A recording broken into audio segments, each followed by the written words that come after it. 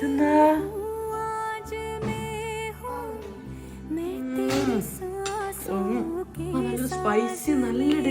നല്ല ടേസ്റ്റി ആയിട്ടുള്ള കൊത്തു പൊറോട്ടയാണ് ഇപ്പം ഉണ്ടാക്കാൻ പോകുന്നത്. നോൺ സ്റ്റിക്കിൻ്റെ പാത്രത്തിൽ 1 ടേബിൾ സ്പൂൺ ഓയിൽ ഒഴിച്ചിട്ടുണ്ട്.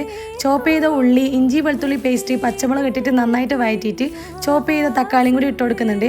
ഇനി മഞ്ഞൾ, മുളക്, ചിക്കൻ മസാല, കുരുമുളകും കൂടി ഇട്ടിട്ട് നന്നായിട്ട് വഴറ്റിയിട്ട് മിക്സ് ചെയ്ത് യോജിപ്പിക്കണം. ഇനി ഈ മസാലേൻ്റെ എല്ലാം നടുക്കായിട്ട് കുറച്ച് ഓയിൽ ഒഴിച്ചിട്ട് 3 മുട്ട പൊട്ടിച്ച് വയ്ക്കുന്നുണ്ട്. ഇതിലേക്ക് ഉപ്പിട്ട് ഒന്ന് മൂടി വെക്കുന്നുണ്ട്. ഇനി നന്നായിട്ട് ഉടച്ചെടുക്കണം. ഇനി ഇട്ട് കൊടുക്കാൻ പോകുന്നത് ഇറച്ചിക്കറിയാണ്. ചിക്കൻ കറിയോ ബീഫ് കറിയോ ഏത് കറിയാണെങ്കിലും പ്രശ്നമില്ല. ഇതങ്ങ് ഒഴിച്ചിട്ട് നന്നായിട്ട് ഇളക്കി മിക്സാക്കി യോജിപ്പിച്ചതിന് ശേഷം പൊറോട്ട ചെറുതായിട്ട് കട്ട് ചെയ്തിട്ട് ഇതിലേക്ക് ഇട്ട് കൊടുക്കുന്നുണ്ട്.